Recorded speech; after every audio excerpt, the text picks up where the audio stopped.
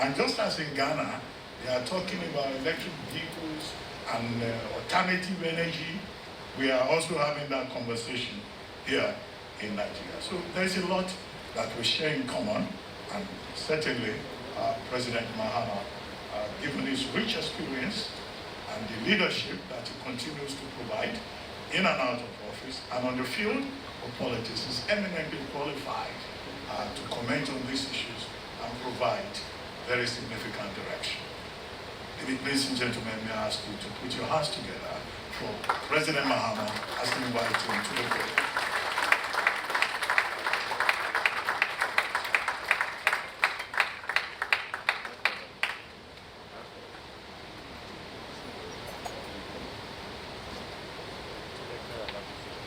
Thank you very much, and let me celebrate my friend and brother, Dele Momodu, and to congratulate him on this initiative and thank him for inviting me to join you.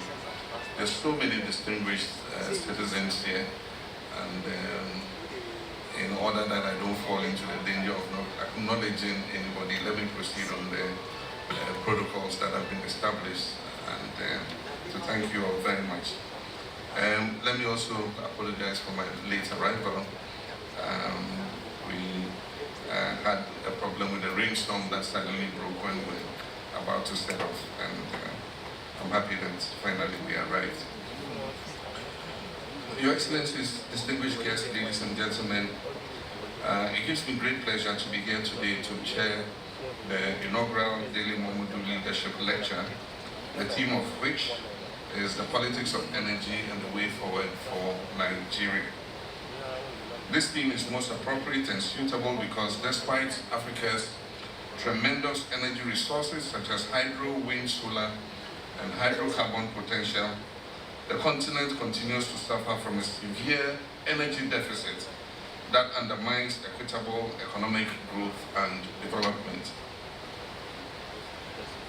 As you may be aware, the African continent is home to about 17.89% of the world's population, and it has about 600 million of its people without access to electricity, with a staggering 98% in sub-Saharan Africa and another 940 million people lacking access to clean cooking fuels and technologies.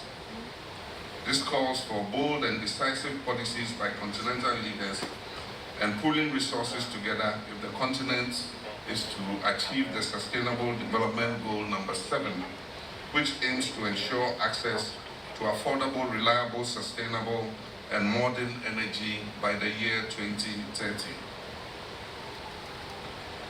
World energy politics and the role of Nigeria.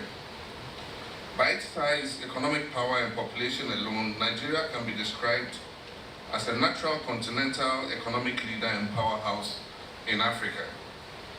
When we look more specifically at the country's energy resources, such as its oil, gas, and other minerals, Nigeria has the unique opportunity and the potential to achieve energy security and sufficiency for itself and indeed the entire West African sub-region.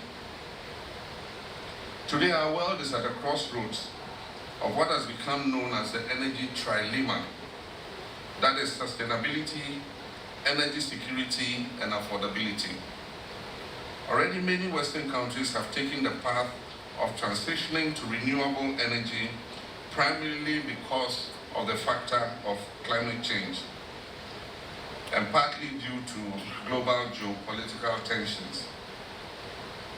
As a result, most sub-Saharan African countries are at the high risk of having stranded assets in petroleum reserves and infrastructure. Nigeria and sub-Saharan Africa must address the critical question about which energy pathway we intend to adopt. Are we to take a path of a wholesale transition by capping our oil and gas wells, or must we adopt a customized energy transition that prioritizes climate justice, wealth creation, and inclusive growth?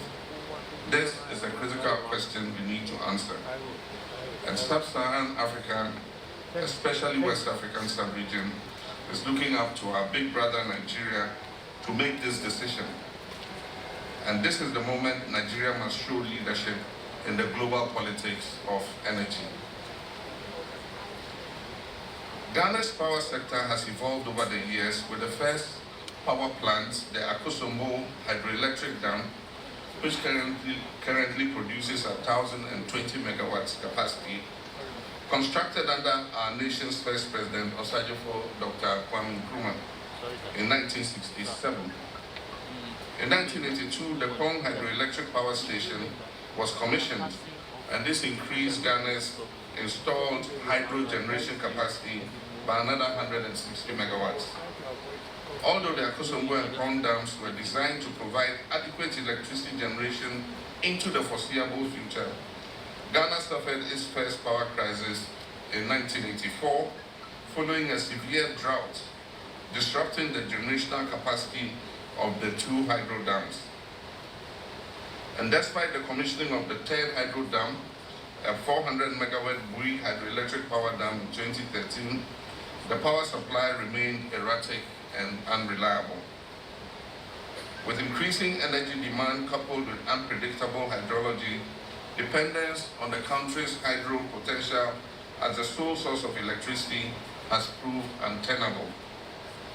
And therefore a decision was taken to diversify the nation's generation mix by introducing thermal power and other forms of energy to augment the hydro capacity from the 1990s.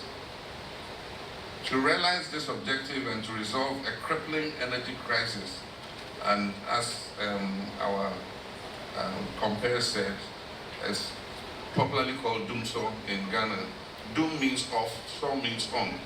So it means off and on. That's a literal translation of doomso. I don't know how you say it in Nigeria, but I remember when I was here, it says, NEPA don't take power. Yeah.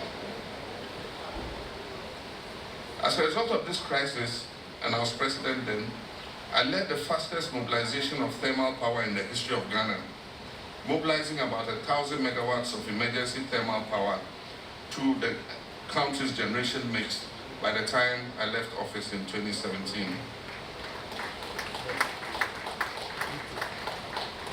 Mindful of the need to attain fuel supply security and reliability while addressing environmental concerns, the government of Ghana initiated various policy measures to ensure that the country derives maximum benefits from its newly discovered oil and gas resources by ushering in what we called the gas to power era.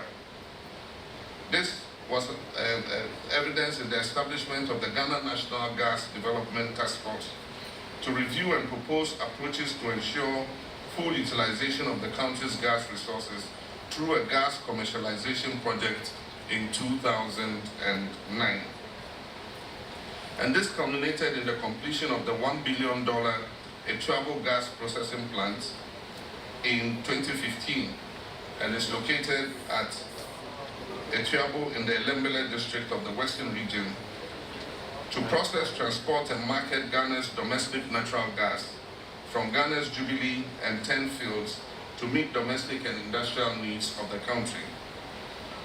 Following the discovery of additional gas resources in the offshore Cape Trade Points area in 2009, we decided to leverage the World Bank and other partners to undertake the US $7.7 billion Sankofa natural gas project by constructing an integrated offshore oil and gas processing plant to supply additional gas capable of generating 1,100 megawatts of thermal power.